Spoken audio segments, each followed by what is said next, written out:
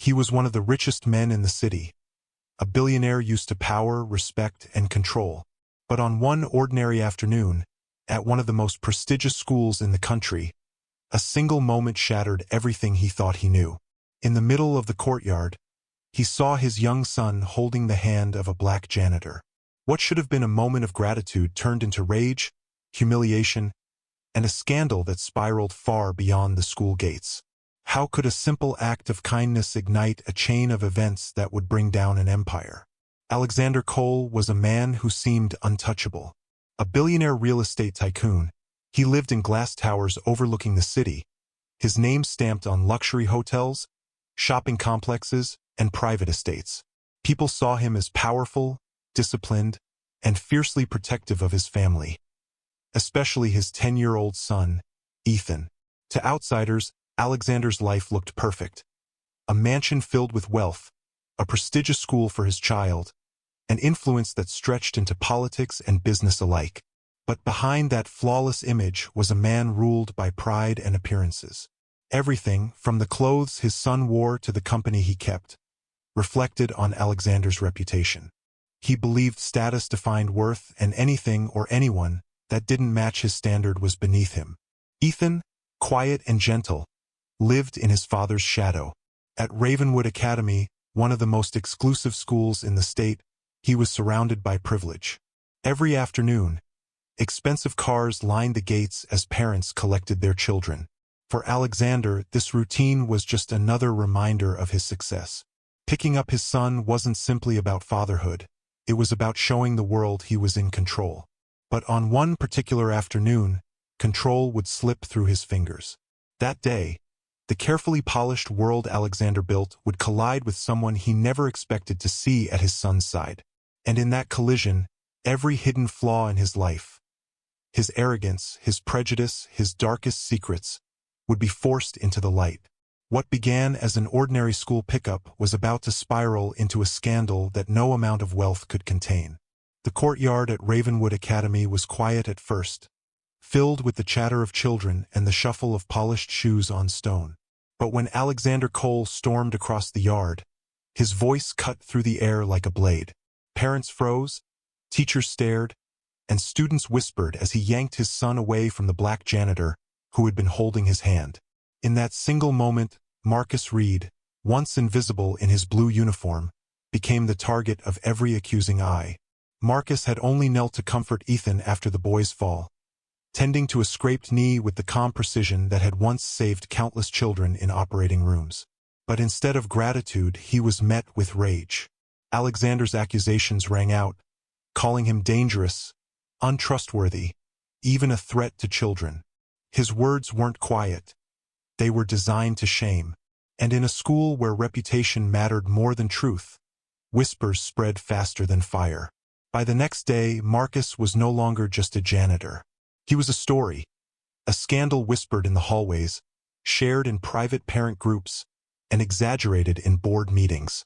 Alexander, with his wealth and influence, fanned the flames, painting Marcus as a predator who didn't belong near children. Security began watching him more closely. Parents pulled their kids away when he passed.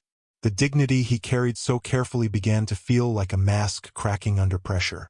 But Marcus had lived through worse. Years ago, he had stood in an operating room as one tragic complication destroyed his career. One child lost, and suddenly his brilliance meant nothing. Politicians needed a scapegoat, and he had been easy to blame. A black man from a modest background who dared to stand among the elite.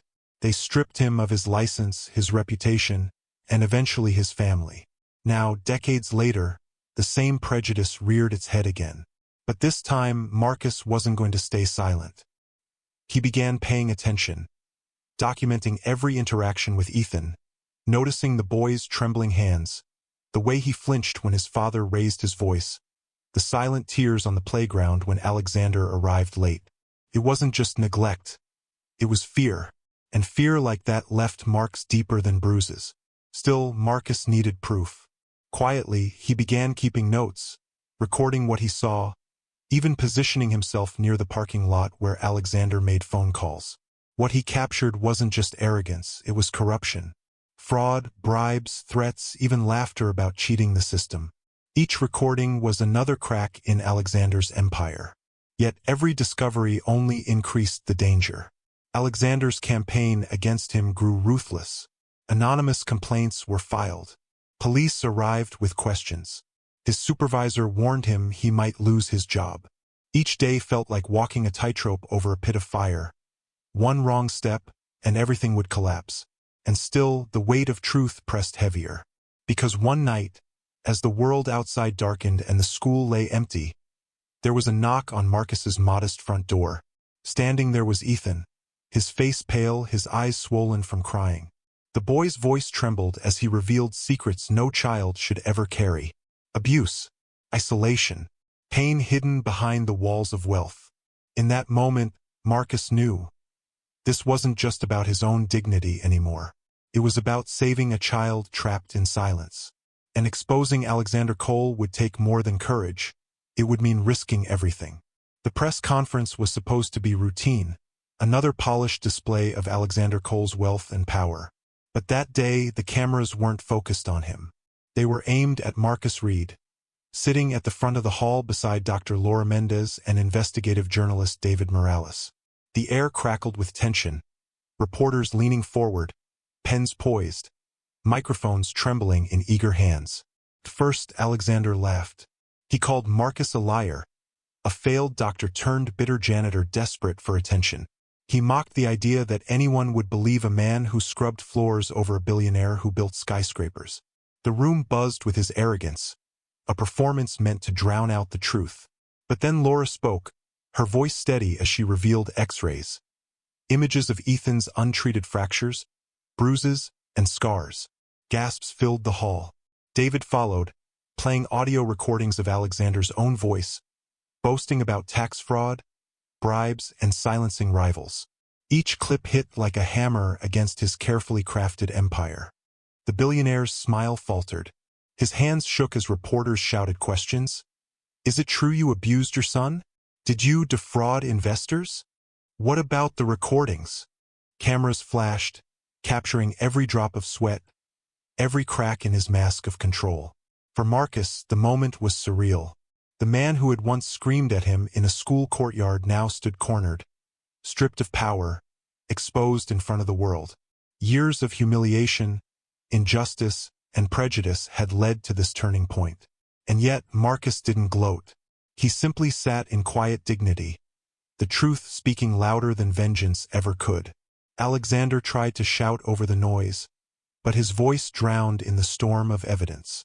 His phone buzzed relentlessly. His company collapsing, accounts frozen, allies abandoning him. By the time security escorted him out, his empire was already ashes. And in that silence after his fall, all eyes turned to Marcus. The janitor they had whispered about, doubted, and dismissed. Now he was the one holding the truth, the proof, and, most importantly, the future of a child who finally had hope. But the story wasn't over yet. Because what came next would not only change Marcus's life, it would change the entire school forever. In the days that followed, Alexander Cole's empire crumbled. His wealth, his influence, even the fear he commanded, gone in an instant. Courtrooms replaced boardrooms, and prison walls became the new borders of his power. The man who once defined others by their status now sat with nothing but his regrets. For Marcus, it was a turning point he had waited for his entire life. His medical license was reinstated. Ravenwood Academy not only apologized but entrusted him with a new role, protecting the very children he once cleaned up after.